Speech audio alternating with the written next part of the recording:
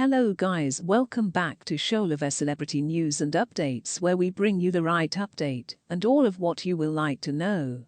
If you are new here, or if at all you are just passing by for the first time, please take some minutes of your time to subscribe, like, comment and hit the notification button so that you will not miss any of my upload. Carlos Alcaraz and his team are already anticipating what could be the biggest contract in tennis history alongside Nike next season.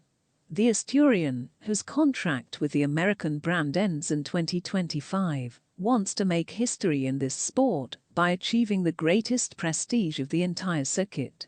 When Carlos and his team signed a contract with Nike in 2019, they could not imagine that they would be able to sign a multi-million-dollar contract extension in 2025, when the contract with the clothing brand ended. And knowing what Jannik Sinner agreed 2 years ago, the Alcaraz team is aware that his new contract could be longer than the Italians. Carlos's relationship with Nike is very good.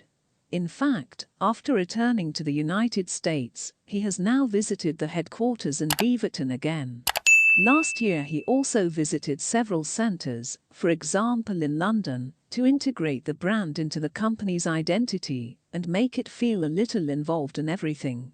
That's why they had personalized several gestures with him, such as making sneakers for him with the 3C logos, or by giving them a jersey slightly different from that of other tennis players, without them still being able to have a personalized line, since the current contract they signed is still valid. This contract, as we said, ends in 2025, but Nike tells us that it is very likely that negotiations for the extension will take place well before the end of the contract. They don't want another brand to get involved because they know that Mercer is a commercial magnet, or that there is a problem in the negotiations. Maybe this year is still early, so everything could happen either at the end of this season or in the first half of 2025. It depends on when his contract ends, which has not been announced. This season is crucial to what this new contract can look like. The Alcaraz team is aiming for a long-term contract and wants Nike to become the main sponsor of its catalog. The most important thing. In addition, they want to sign the biggest contract in the history of tennis and enjoy this privilege.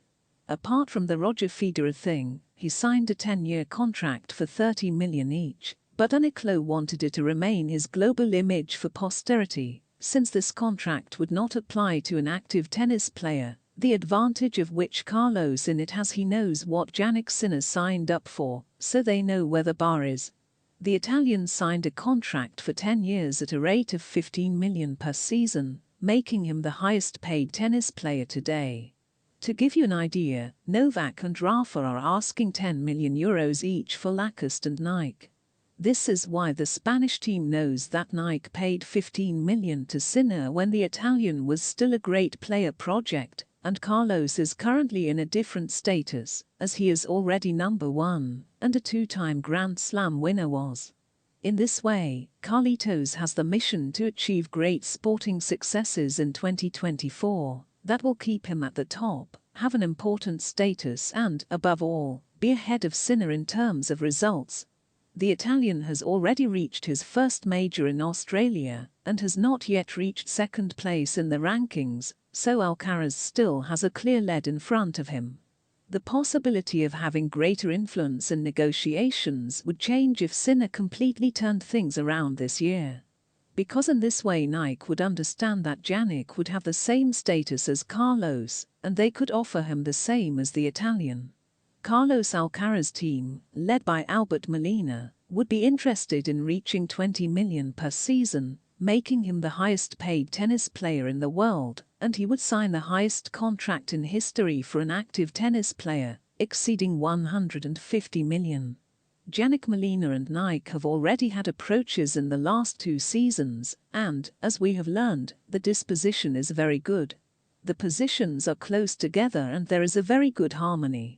It just remains to be seen what the American brand will offer when the time comes, and whether Alcaraz might be able to get a better contract than Sinner, which aims to be its biggest generational rival over the next decade. We'll find out soon.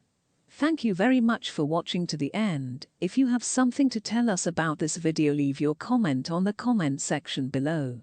Your comments matters a lot. Don't forget to subscribe, like this video and share. See you next